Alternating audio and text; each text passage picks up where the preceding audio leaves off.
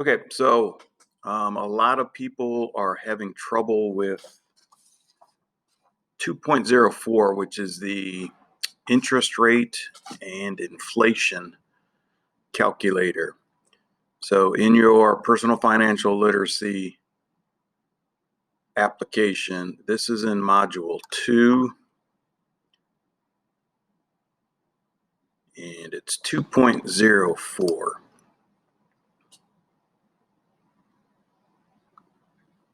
So it has 6 slides, a discussion on interest rates and inflation. And the objectives I have for you today are just 4.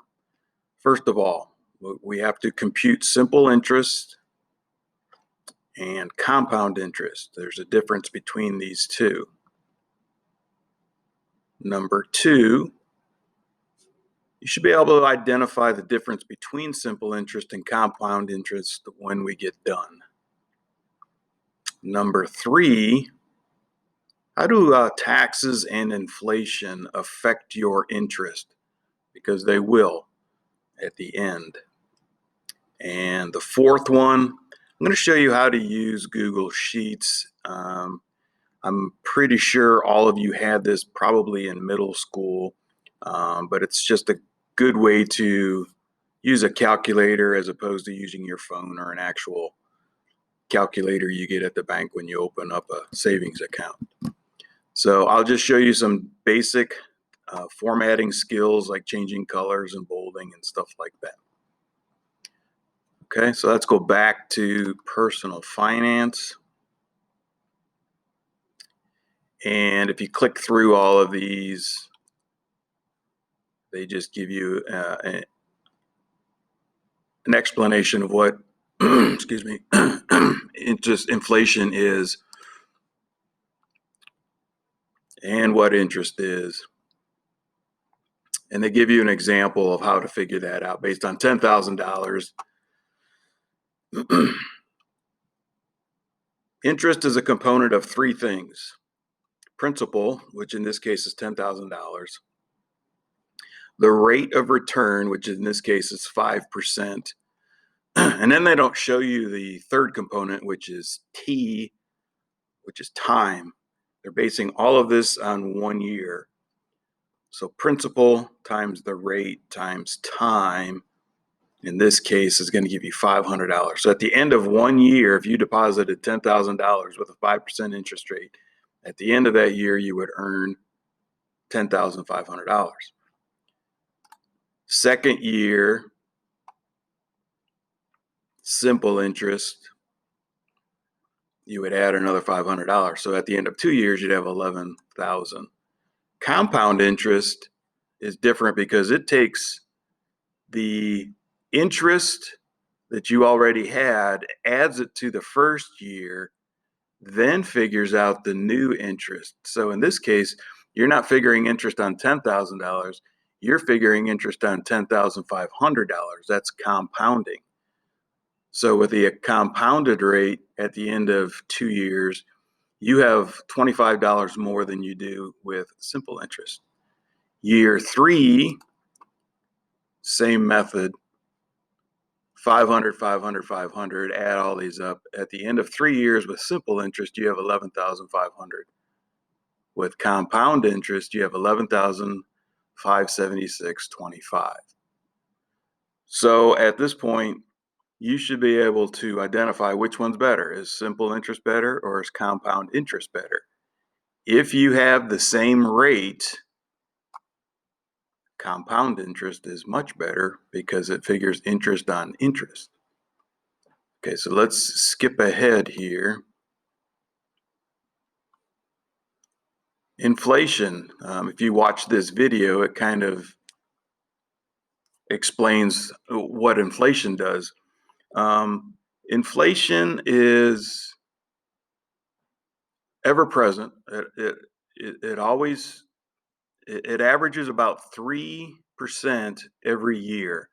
There are some cases where it doesn't, but it does affect your interest. So the example they give you here is that if there was a 3% the 3% inflation rate, if you bought $100 worth of groceries right now, next year, those same items of groceries next year will cost you $103. So if you put money in the bank at 3% or 2.5%, and the inflation rate is 3%, you're actually losing money. So you always want to make sure that your rate of return, this is what this is talking about up here, is higher than the inflation rate. We can't really control the inflation rate as purchasers on an individual basis. It's more or less of a country thing. What I want to show you too, though, is this website that I found, table of historical inflation rates percentage-wise from 1914 to 2020 to the present time. This is, if you Google usinflationcalculator.com, this table will come up. Now, I kind of get geeky about history, so bear with me here. Take a look at what happens. What happens to inflation over the years? So we go back to 1914, pretty flat. 1916, look at how it jumps from 1% to almost 8%. Now think about history. What was happening in the world at that time?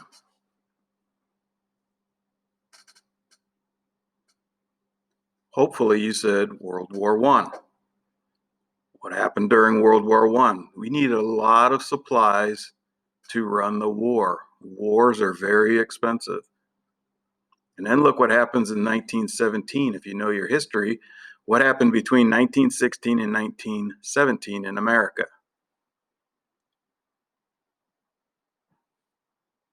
America got directly involved in World War I. We sent troops over, so we needed to supply the troops with elements of war: clothing, food, armaments, ammunition, things like that. So you can see how it jumps. And in 1918 is when the war ended, November 11th, and it jumps a little bit more. Then the armistice is signed, and look what happens to inflation. It goes down a little bit. This is post-war stuff. And it goes down. And then look what happens in 1921. The problem here is when you have a war, you have all this supply and a high demand for it. And then all of a sudden, you have no demand for all the war supplies. So you actually go into a period of what's called deflation. You can see the negative there. So there was no demand for a bunch of supply. And it continues to go negative in 1922. Deflation isn't necessarily a good thing because there's no growth. There's no growth in the economy when you have a deflation situation. Then it starts getting better. And this is during the roaring 20s, if you remember from your history classes. Times were good. Inflation was either flat or growing a little bit. That's what you want to see. But then all of a sudden, if you remember your history classes, what happens in 1927-28? Look what happens. And it gets really bad in 1930. A bunch of supply, no demand. This was the stock market crash in 1928. The Great Depression. This is the Great Depression right in here. Especially here in 1931, 32, and 33. Really bad times. If you've ever seen some video of the Great Depression, you see farmers dumping out hundreds of gallons of milk. There's a bunch of supply, but no demand for the products that are out there because people lost all their money in the stock market. They lost their jobs. They couldn't buy the products that were out there. So you had deflation occurring then. Then we elect President Roosevelt, and he starts infusing federal money into the economy. The TVA, the New Deal, all the stuff that he did to bring about prosperity back and get us out of the Depression. And then you see 1938, it goes negative. Back to history again. What happens in 1938 that starts affecting the world? I hope you said World War II, right? So we were neutral. We didn't do anything from 1938 during the war years until Pearl Harbor. Man, look what happens. Pearl Harbor, we go from 5% inflation to now we're in the war, 10.9% inflation. Again, big demand, small supply. The government goes to work. We produce all this stuff for the war, and inflation goes up, which should make sense. I hear stories of when my dad, General Motors, he worked for General Motors. General Motors shut down. They did not build any cars for like a 4 or 5 year period. They switched their assembly lines over to tanks. So the government was buying tanks instead of cars. So 43, 44 kind of starts flattening off. The war ends in 1945. Look what happens. 45, inflation rate of 2.3 jumps up to 8.3. Again, big demand, little supply. Now people are coming home. They want houses and cars and things like that. But we're still building armaments for World War II. And it gets a little worse. And then it starts to right itself in 1949. And you can see it kind of flattens out for quite a while. It's all around that average of about 3%, 5, 5, 7. And look what happens. Boom, 1974 comes around, and I can remember this distinctly because I was in the fifth grade, fourth or fifth grade. And what happened was America got too dependent on foreign oil.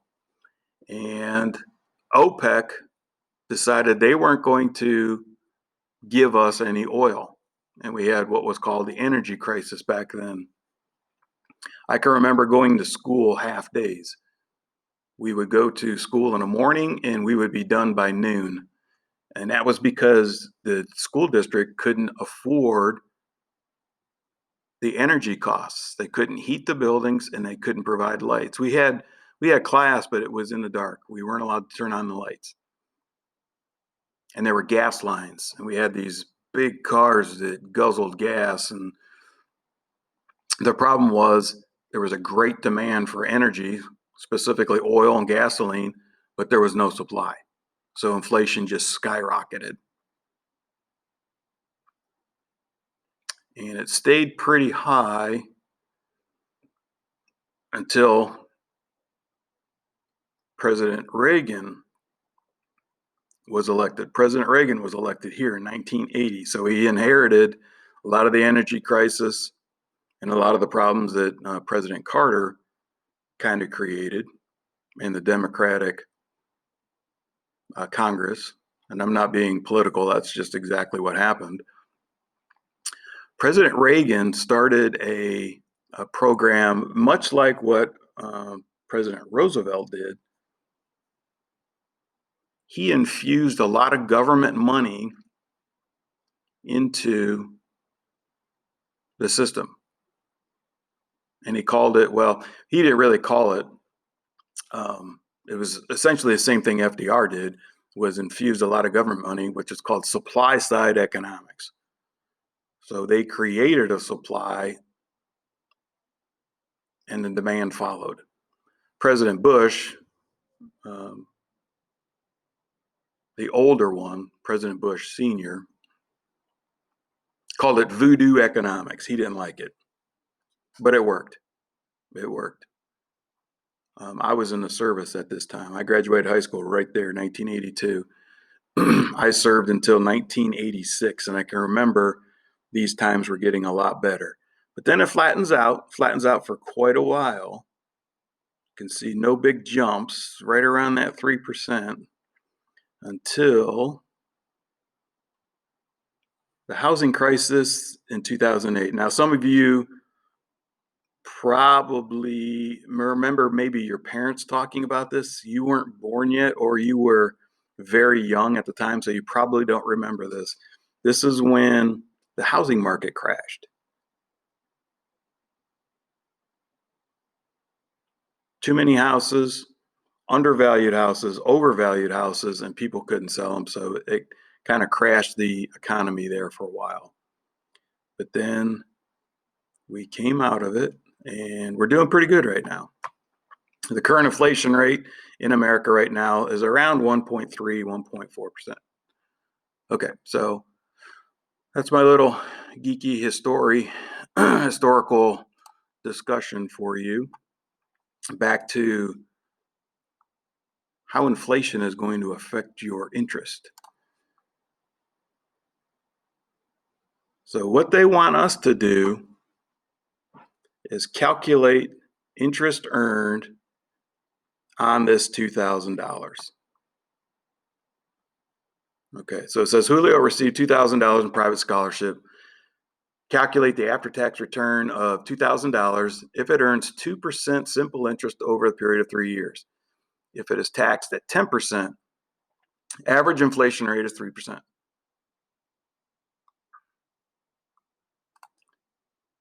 So there you go. It's like the same thing that was back on slide 3.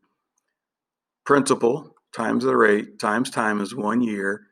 So 1 year, $40, 2 years, $40, 3 years, $40.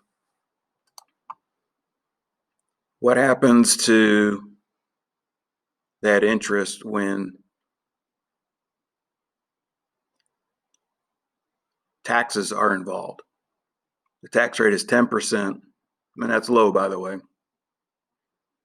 It'll be about 10% for you guys, but once you get into your upper years like myself, your tax rate's closer to 28 to 30%, depending on how much you make. But if you take 10% of $120, that's $12. So actually, you didn't make $120 because of inflation. And this is inflation, 3%, $3.60 comes off. So if you take your original 120, subtract out taxes and subtract out inflation, you really only made $104.40 in interest, not 120. This is the discussion about compounded interest. So it's the same thing, except that you have compounding interest. So in the compounding interest situation, you have $122.42, which is about $2.42 more than simple interest. Again, you multiply by 10% for taxes, 3% for inflation. Subtract those two, and you actually made $106.51. So, final step is for us to do these. This is what you had to do for your assignment. Options A, B, and C are simple interest. Your interest rate is climbing 2.5 to 3 to 3.5. Compounded interest, I think this is kind of a bad example because they start you off at 2, then 2.5, then 3. They should be the same in my mind because it'll show you the difference. But we can compare option A and compare option E. That would be apples to apples. 2.5 to 2% isn't really fair to the compound interest because this is an apple, this is an orange because of the rate being different. Anyways, we'll go through that. So your task is to do 6 options, A, B, C, D, E, F. So what I want you to do, based on this information, is open up a new tab.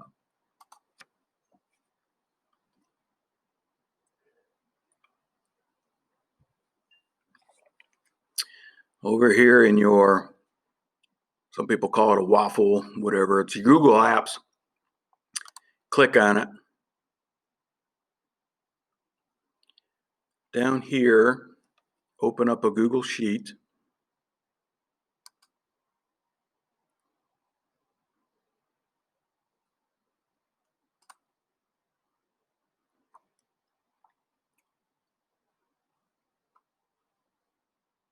We want a blank one.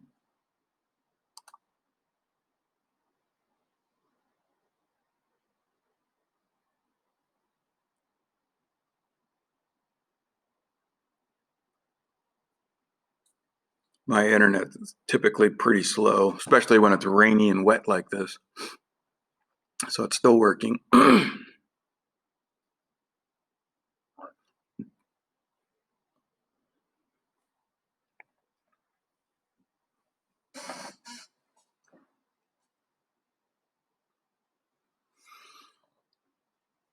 Okay, we could title this, I don't know, it's Personal Finance 2.04. I'm going to zoom in on this for you guys just so that you can see my screen a little bit better. You don't have to do this, but I'm going to zoom in a little bit.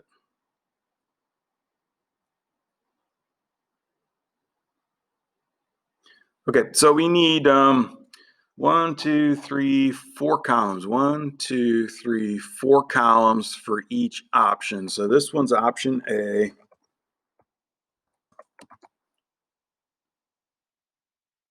And option A is simple interest, so I'm going to put that below.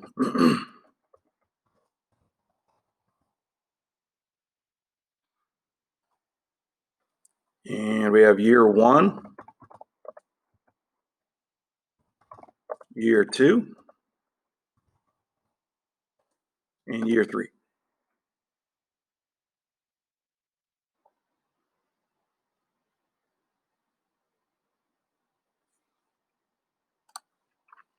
Remember the 3 things we need to find interest: principal.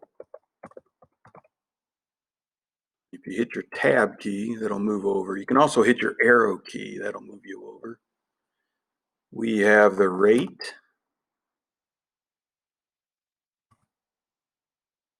And time we don't need to put in there because this is all based on 1 year at a time. So these 2 things will give us interest.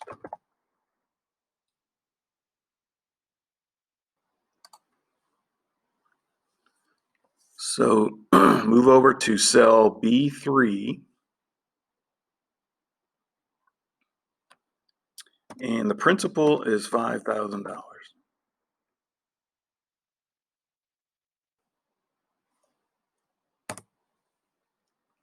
And the rate for option A is 2.5%. Now, there's a big difference when you put in percentages with the decimal point. Decimal 0.025. Some of you who have already returned this activity are putting in 0.25. Well, the difference between 0.25 and 0.025 is 0.25 is 25%. So 25% is an extremely high interest rate. If you can find an investment that returns 25%, please let me know, because that's an incredible amount. Most bank rates are going to be down in that 2 or 1%. So 0.025.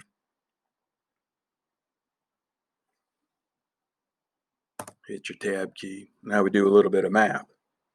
The interest rate times the time, or I'm sorry, times the principal equals So hit your equals key. The equals key is right up by your backspace key.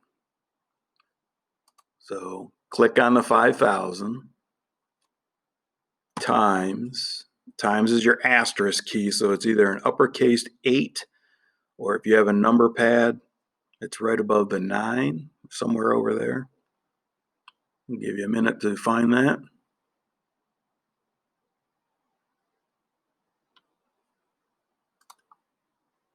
Times 0.25%. And if we hit enter, that gives us your interest for the year, $125.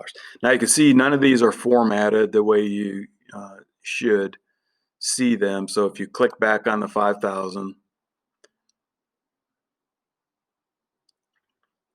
up on your menu, mine's right below the format key. You see a $sign. And see, once you click on the $sign, that format, you don't have to type in the $sign, the comma, or the decimal point. And it also assumes that you want interest to be in dollar amounts also. Okay, now here's a really cool trick that I want to show you. It's called filling. You can take, if this number is going to be the same as this number and this number, you can take your cursor, put it right over that little blue square, and you see it turns into a plus sign. When you get the plus sign, click and drag down to row 5, and it automatically puts that number in there for you. Pretty cool. Interest rate is a percentage, so right next to the $sign, click on percentage, and it puts it in a percent for you. Now you can probably predict what I'm going to do here. Since the 2.5 is the same all the way down, right, we can just fill that down. And also, since it's the same calculation, this times this, this times this, this times this, we can fill this down also. And option A is almost done. We got to figure in total interest. So back over here in column A, do total interest.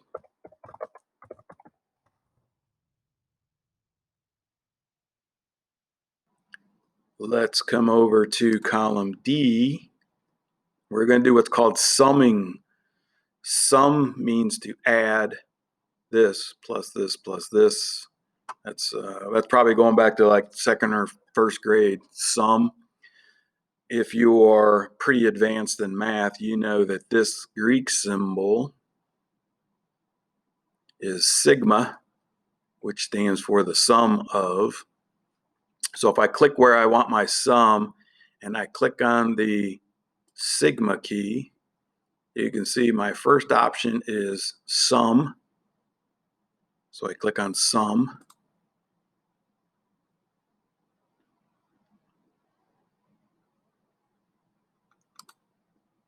And it wants to sum, I want to sum these three. So if you click and drag across them, you see it's D3, this colon means through, D3 through D5. Sum that up, add that up. And when I hit enter, it adds it up for us.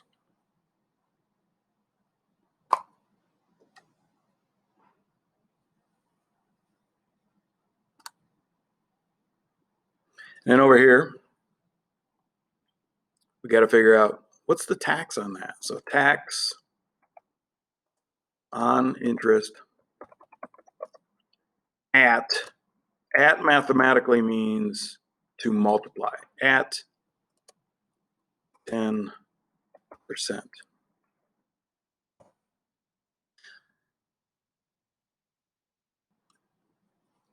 So very simply, go over here to D, hit your equals key again, click on your total interest. At, remember, means to multiply. at 10%. 10% is 0.1. Not 0.01, that would be 1%. Okay, so $375, and there's a 10% tax rate, you're going to lose $37.50 on this interest that you earned. On top of that, we have inflation. So let's put cost of inflation at 3%.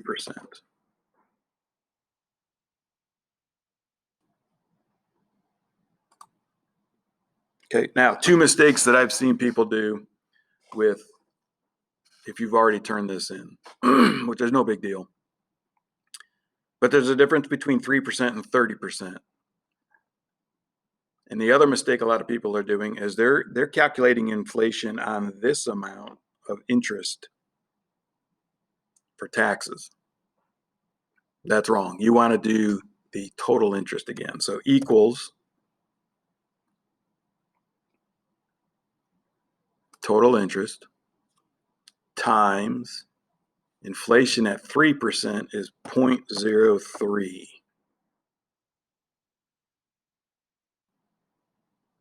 And I hit enter. Inflation is going to cost us $11.25.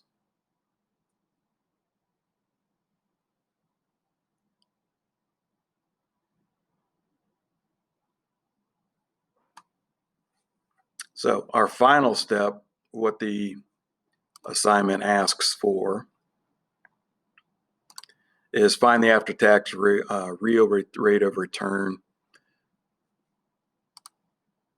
So all we have to do is take this $375, subtract out interest from tax, subtract the interest out from inflation. So equals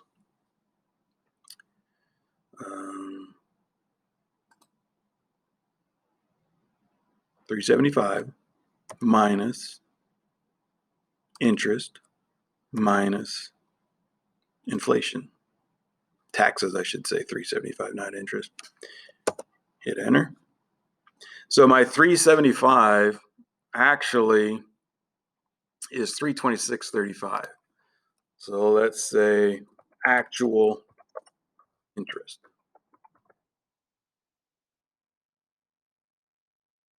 The very last step in these options is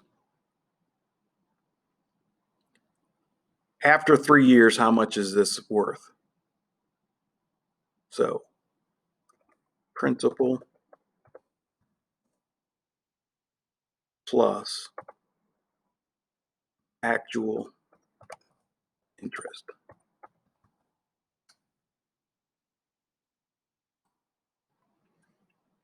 And our principal, remember, is $5,000. So equals 5,000 plus our actual interest.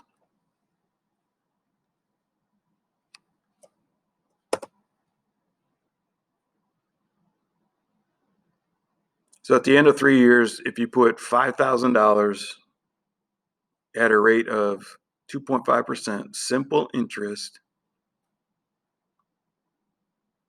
at the end of 3 years, your $5,000 investment is worth $5,326.25.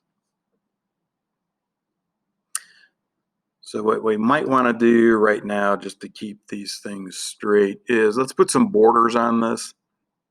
Wherever you subtract or add or do some sort of math, you typically want to put the underline.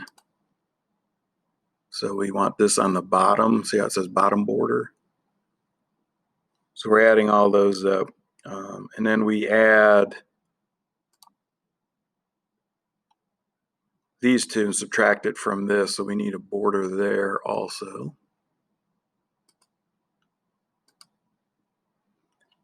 And then this is where we actually add the actual interest. So we need a border there.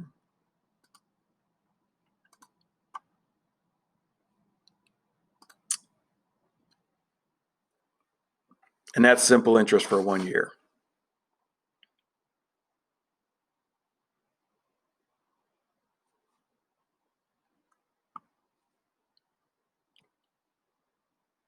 Option B,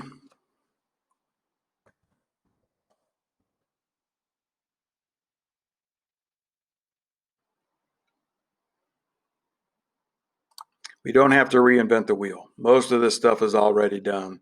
So once again, we can either fill or do what's called a cell reference. So we don't have to retype all this stuff because it's already in. And Sheets works with words just like numbers. So here in cell E2, I can say equals. It's going to be the same thing. So I can go simple interest. And if I hit return, watch what happens. Those words pop in there. So now I can fill this, this, and this over to FG and H. There we go.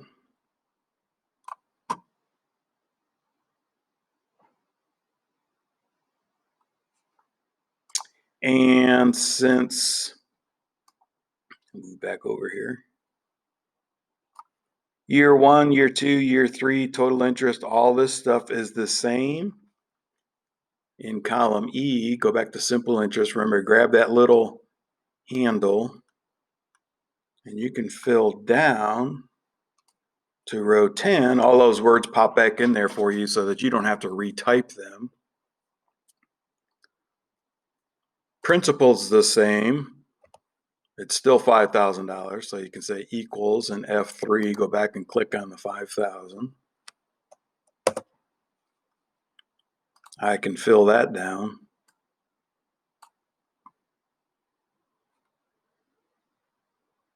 Now interest rate changes. All right, so this is where you start comparing. So you can see option B is 3%. This is back on the personal finance web page. So over here, I have to put in 0.03.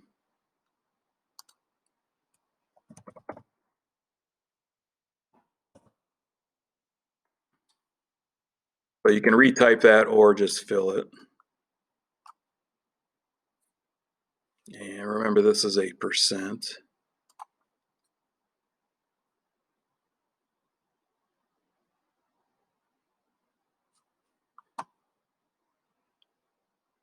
And we are running out of time here a little bit, so excuse me. I want you to figure out interest on 3%, total interest, tax, and such like that. If you learned how to do the copy or cell reference, you can do that, or you can just recompute it. It doesn't matter. But you're going to compare $5,000 at 3% and 2.5%. Option C, I believe, is 3.5%. So let's skip over. I'm going to skip over and show you one.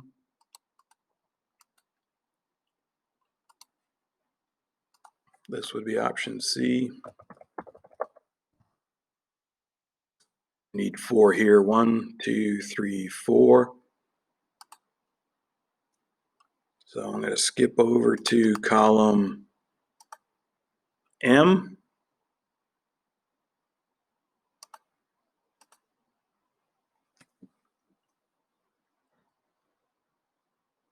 And let's put in option D. Option D, we go back here. This is compounded interest. So I'll show you how to do compounded interest, one of them, and then you can do the other two. Again, I don't have to reinvent the wheel because it's going to be year 1, year 2, year 3 again.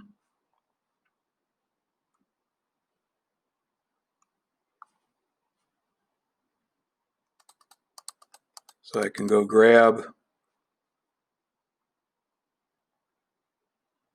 well, actually, let's see. I had simple interest over here in column 2 or row 2, so I have to actually put compound interest.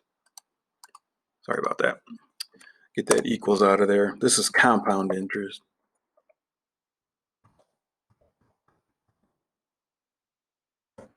Now I can put in equals. You can type that in, by the way. Let's do it that way so I don't have to scroll back and forth. If I say equals A3 and hit enter, it brings that year over. I can fill, from what I remember, it was down to row 10. All that stuff comes over. You don't have to retype it.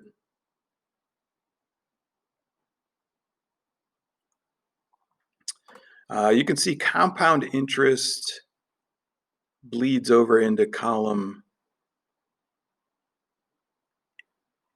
N. If you double click between M and N, it brings the column to the right width. Just another little trick if you want to do that. The principal is still the same. It's still $5,000. So I can copy this over. Or you could put in equals B3. I can fill this down.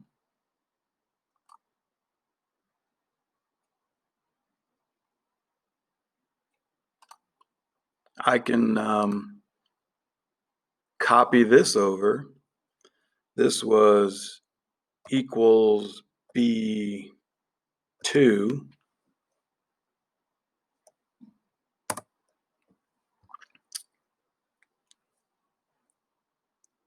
This is the rate, so I could say equals C2. If I want interest to pop over here, I can take that handle, move it. The rate in column for the compounded interest is 2%. So 0.02. I can fill. I can make it a percent.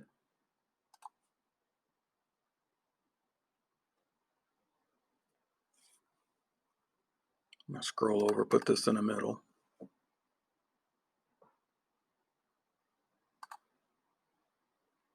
Interest, same thing as simple interest in the first year, and the first year only. So equals 5,000 times 2%.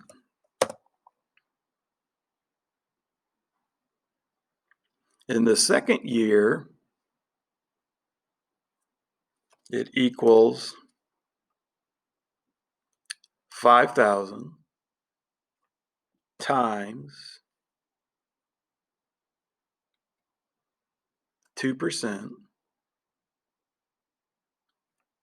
plus last year's interest.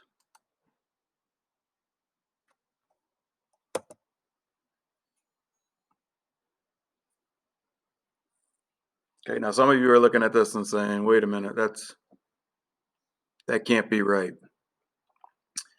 Well, that's because of one thing.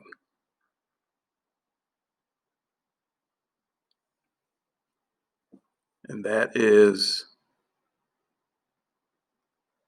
the order of operations. Right, so we need this multiplication to happen first.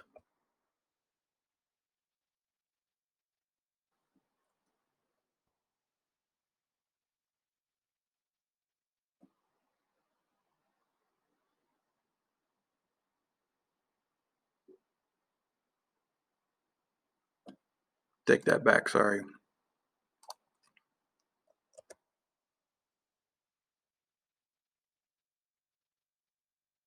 We need principal plus this interest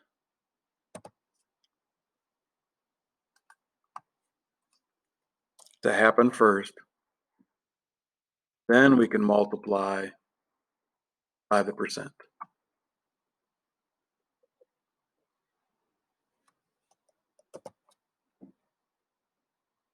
So at the end of the second year, we have $102, not $100 like we did over in simple interest. So the last year, same process, equals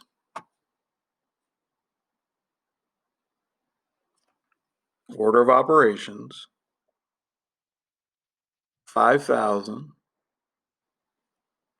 plus year one interest plus year two interest. This is the compounding nature.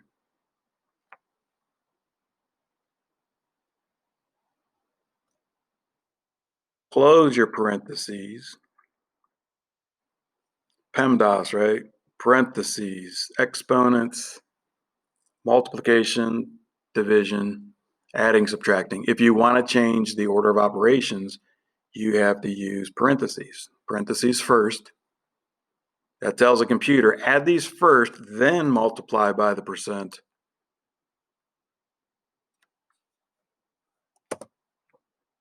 To get our interest.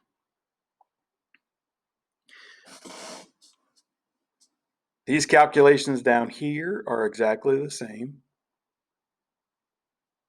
Total interest, let's sum that up real quick. It's asking for the range. Click and drag across the range. You can also just type those in if you want. Okay, so in this case, the option D at 2% is 306.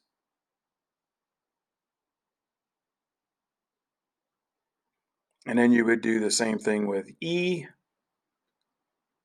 and option F. So part of this is already done for you. Hopefully it gives you an idea of what to do with the other options. When you get done, you can either copy. The easiest thing to do would be just to share this with me. Just go up here to share, right? Click on up here, add people and groups. Type my name, my ugly mug will show up, and C+ get mybbls.org. Remember to click this. Change the link to Buckeye Valley Local Schools. So many of you are turning stuff in and you forget to click that link so that I can see it. If you're getting emails from me saying I need access, that means you forgot to click that link. So make sure that you click that link for me. Or like I said, you can copy this. You can copy a range, and if I go Control C and copy it, and just paste it down here. Control V will paste it. Paste unlinked, we'll just put it in as a table, I believe. Let's see. Yeah, it just puts it in as a table. So if you want to do it on a Google Doc, that's fine. It's a couple more steps with sharing. You can just share the actual spreadsheet with me if you prefer. And if you have any questions, as always, you can email me or set up a Google Meet. Remember, office hours are Monday, Wednesday, Friday, 11 to noon. So if you are still confused, definitely reach out. I think there's probably going to be more math like this in the future in the second quarter of this course. So hopefully it brings back some memories of a spreadsheet. It's a valuable tool, and I encourage you to definitely use it more when you need to calculate numbers as opposed to using your phone or just a regular calculator. Okay, hopefully if you're still watching, that was almost an hour long. 52 minutes is exactly the length of a class. So there you go.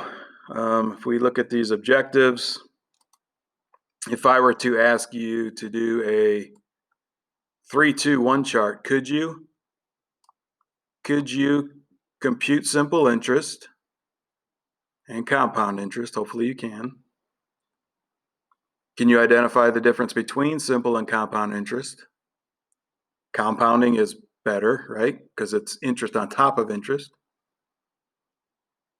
Taxes and inflation, right? That's going to reduce how much interest you actually earned.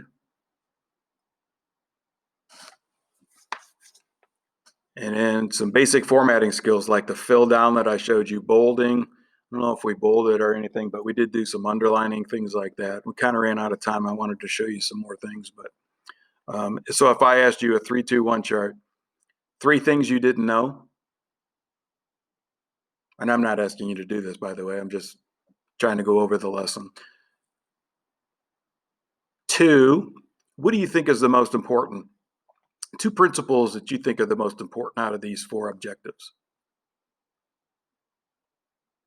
And 3-2-1, 1, do you still have any questions? What question do you still have?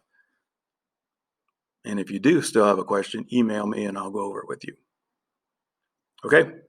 All right. Until next time, see you later.